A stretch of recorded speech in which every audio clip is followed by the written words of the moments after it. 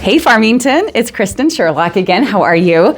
And I'm interested to know your feedback on this one. I did not know that this nonprofit even existed in Farmington until about 2 weeks ago when I was looking something up online. And I'm willing to bet you don't know either. And I'm meeting here with Danielle, the director for Don't Shake. And I don't know if you guys know that the national headquarters are here in Farmington. So Danielle, tell us more about this nonprofit organization here. Yeah, thank you so much for interviewing Kristen and allowing me to share our organization with everyone here in Davis County. It's pretty spectacular. We're really excited. So the National Center on Shaken Baby Syndrome, we really lucked out because we found a need here in our state that wasn't being filled. There wasn't somebody providing education for the prevention of shaken baby syndrome. But then on a state level? On a state level. Okay. And when we started filling that need, we got requests nationally. And so we realized that we can not only serve our state, but we could also serve the nation with providing important and crucial prevention education. So Don't Shake is a Utah-based organization that they've found a need that's nationwide then. Correct. Yes, we were part of Prevent Child Abuse Utah back in the 90s. Okay. And we broke off in 2000 and formed the National Center on Shaken Baby Syndrome. So, but we do serve local, but we also serve national and international. We work with folks in Australia, Ireland, Japan, the UK, Canada. So really all over. That's remarkable. It's a really great opportunity. And then it's coming out of little old Farmington, Utah. Yes. So then tell me about Don't Shake. What is our mission? What do we want to do here? Yeah, so our mission really is the prevention of shaken baby syndrome. We want to make sure that all babies are kept safe from harm. We don't want them 100%. injured. Exactly. And so it's important that we get the messaging out about how to prevent shaken baby syndrome. I would think everybody would want to hear about that. It really is so important, and it's a pretty simple message, right? You would think, just don't shake your baby. But when you're in that moment and it's dad, mom, boyfriend, grandma, grandpa, daycare provider, so tired, frustrated, the baby won't stop crying, it's really easy to act out in frustration. So what we need to do is give parents and caregivers the tools to recognize that they're getting frustrated, to recognize that what their baby is doing is normal, and how they can try to help themselves and help their baby. And lastly, it's okay to walk away. Set your baby down in a safe place like a crib on its back. Walk away. Take a few minutes to yourself. The baby is safest in the crib when it's crying, not in your hands when you're frustrated. Amen. Amen. Well, I think the education is so important. I was reading something in here while we were getting ready that said it is normal for a baby to cry for 5 hours a day. I had no idea. I have 4 kids, and one of them was quite the crier. And you never know, right? No. It's a complete gamble of what kid's going to cry and what kid's not going to cry.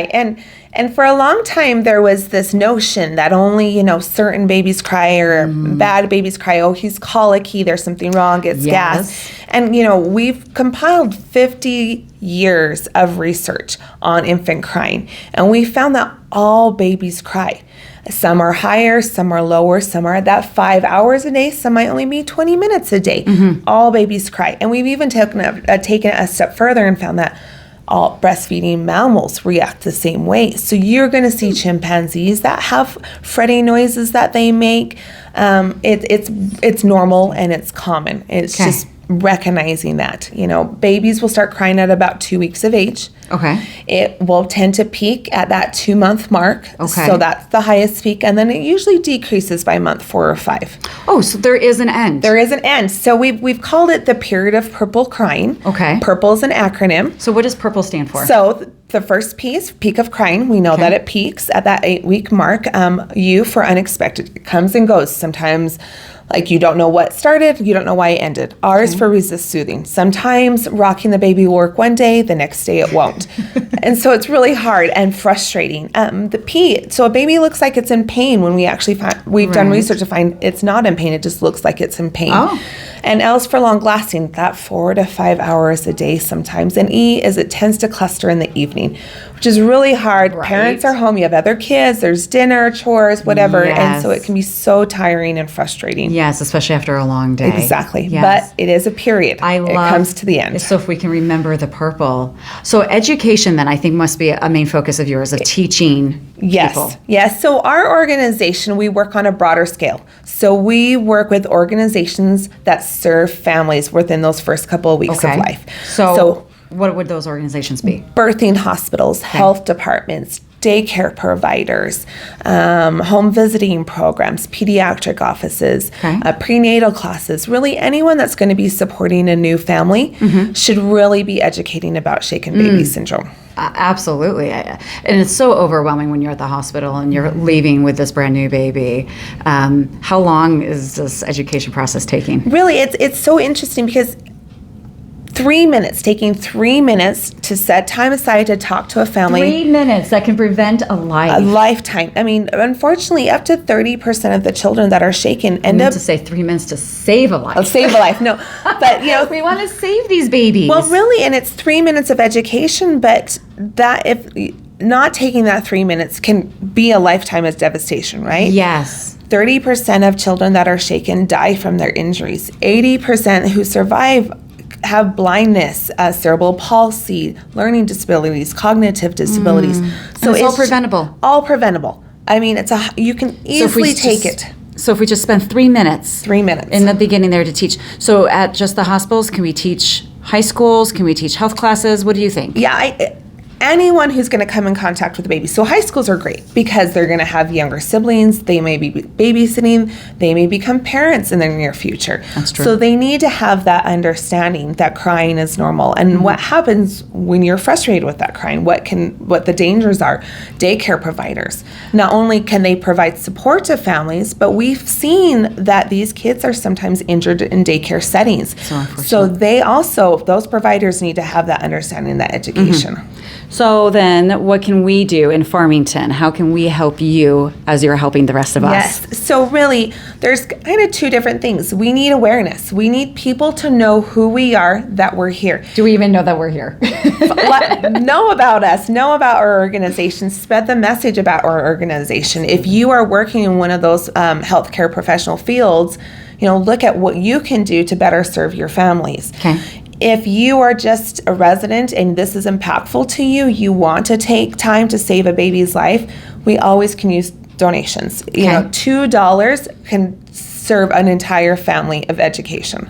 $2? $2 per family is all we really need to help prevent. Huge. So it's my gosh, what an impact we can make. It really is, and it's not just that instant. You're saving this child for its entire life. You don't know what that child's going to be, and if it's cut short, you have no clue what it could have accomplished. Oh my goodness. So it's so important to help prevent this very preventable, devastating form of abuse. So if we want people to reach you, yes, how do we contact you? Yes, lots of ways, lots and lots of ways. We're all over. So our website, don'tshake.org. I love that. It's so simple. So simple. We are on all the social media channels. You can find us Instagram, Twitter, Facebook. And I will link all of those to the profile below. So you'll be able to find all the links really easily. That would be great. Yeah. Yeah, so really it's super easy to find us. We're right here in Farmington. We always love visitors. If you Where are you located in Farmington? Yes, we are at 1433 North,